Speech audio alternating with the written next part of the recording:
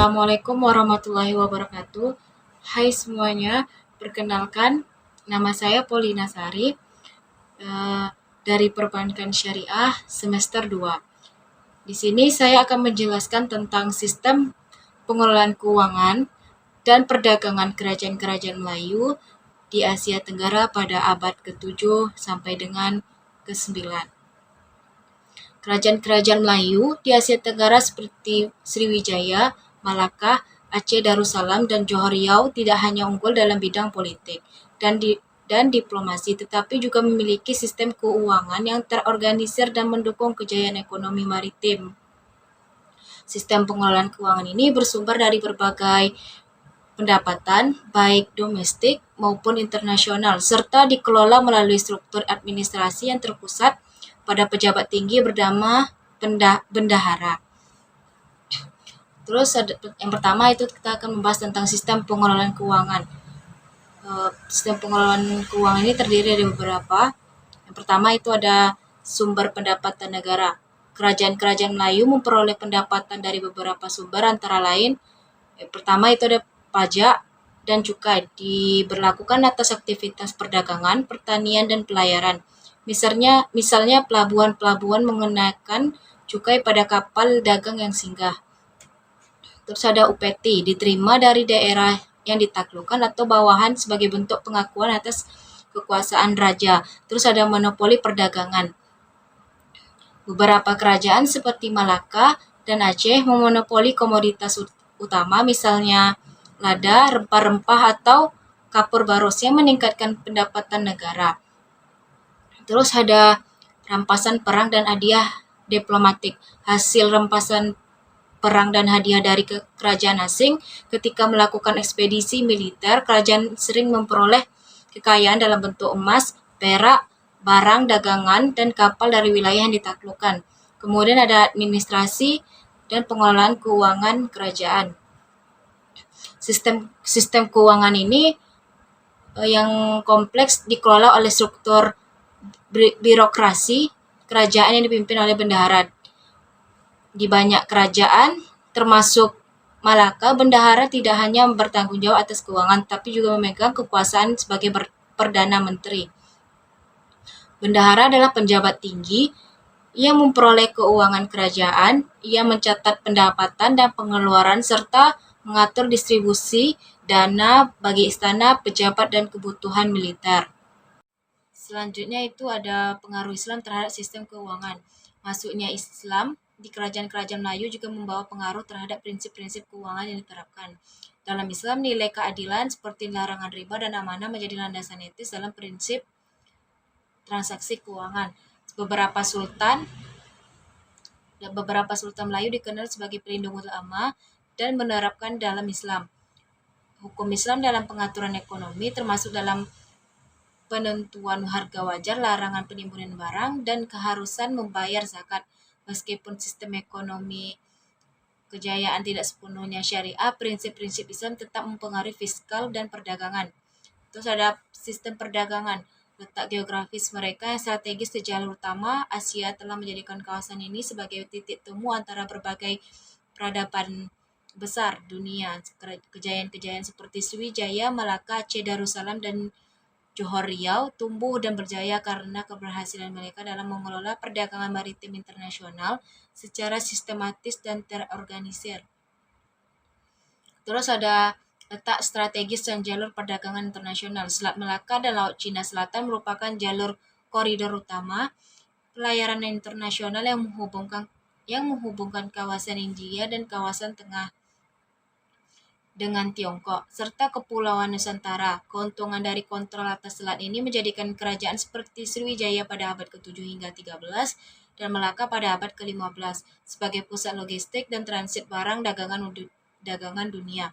Sriwijaya misalnya memanfaatkan posisinya sebagai jalur maritim antara Sumatera dan Semenanjung Melayu untuk memungut cukai dari kapal dagang yang lewat serta menyediakan layanan pelabuhan dan keamanan. keberadaan armada laut, kerajaan digunakan untuk keperluan militer, tapi juga sebagai penjaga jalur dagang agar tetap aman dari ancaman eh, bajak laut atau kekuatan asing. Terus ada pengembangan pelabuhan entrepot. Salah satu ciri sistem perdagangan kerajaan-kerajaan Melayu adalah pengembangan pelabuhan entrepot. Beberapa kerajaan mengembangkan pelabuhan entrepot itu yaitu tempat peninggalan kapal dagang, peninggalan kapal dagang untuk bertukar barang, mengisi logistik dan melakukan transaksi. Contohnya Pelabuhan Melaka menjadi pusat perdagangan terbesar di Asia Tenggara pada abad ke-15. Terus ada komoditas perdagangan utama. Kerajaan-kerajaan Melayu memiliki kekayaan alam yang menjadi daya tarik utama bagi dunia luar. Di antara komoditas ekspor utama adalah lada, rempah-rempah, pala, cengkeh, emas, timah, kampur baru, serta hasil hutan seperti damar dan gaharu. Lada khususnya menjadi emas timbun pada emas hitam pada abad ke-15 hingga 17 karena pemerintahan yang tinggi dari pasar Eropa dan Asia Barat. Salah satunya Sriwijaya dikenal sebagai pengekspor kapur barus dan emas, sementara Malaka dan Aceh terkenal dengan ekspor lada dan rempah-rempah. Timah yang dihasilkan dari kawasan Semenanjung Melayu, terutama dari Perak dan Pahang, juga menjadi salah satu komoditas penting dalam perdagangan internasional. Timah digunakan dalam industri logam dan pencetakan, serta sangat diminati oleh pedagang Cina.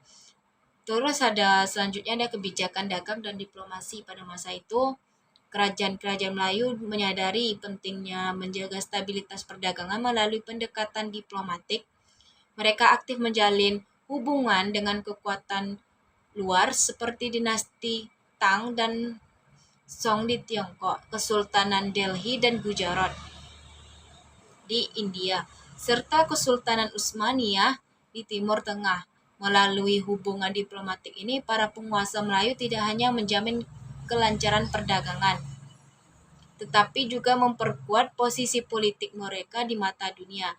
Salah satunya Sriwijaya mengirimkan utusan ke dinasti Han dan menerima pengakuan resmi sebagai kerajaan sah di Asia Tenggara. Ini memberikan jaminan keamanan bagi para pedagang Tiongkok untuk singgah dan berdagang di wilayah Sriwijaya. Malaka juga menerapkan kebijakan yang ramah terhadap pedagang asing dengan memberikan perlindungan hukum, izin tunggal, serta kebebasan beribadah, terutama bagi komunitas Muslim dari Gujarat, Persia, dan Arab. Selanjutnya itu ada peran Islam dalam ekonomi dan perdagangan di dunia Melayu. Sejak abad ke-13, Islam membawa transformasi besar dalam ekonomi dan perdagangan dunia Melayu, terutama di kerajaan seperti Samudra Pasai, Malaka, Aceh, dan Johor Riau. Prinsip seperti syariah, seperti kejujuran, larangan riba, dan keadilan mengarahkan praktik dagang yang etis, termasuk penerapan sistem bagi hasil seperti mudharabah dan musyarakah. Zakat menjadi bagian penting dari keuangan negara, berfungsi sebagai alat distribusi kekayaan dan pengentasan kemiskinan. Konsep isbah juga memperkuat pengawasan pasar, menjaga kejujuran dan stabilitas harga. Pedagang Muslim berperan sebagai agen dakwah, membawa Islam secara damai melalui jalur perdagangan, memperkuat solidaritas antar wilayah Muslim, memudahkan hubungan dagang internasional. Kesultanan seperti Aceh dan Malaka menjalin koneksi dagang hingga Timur Tengah berkat identitas Islam mereka. Secara keseluruhan, Islam membentuk sistem ekonomi melalui yang religius, adil, dan terhubung secara global. Sampai situlah tentang penjelasan sistem pengelolaan keuangan pada masa kerajaan-kerajaan Melayu.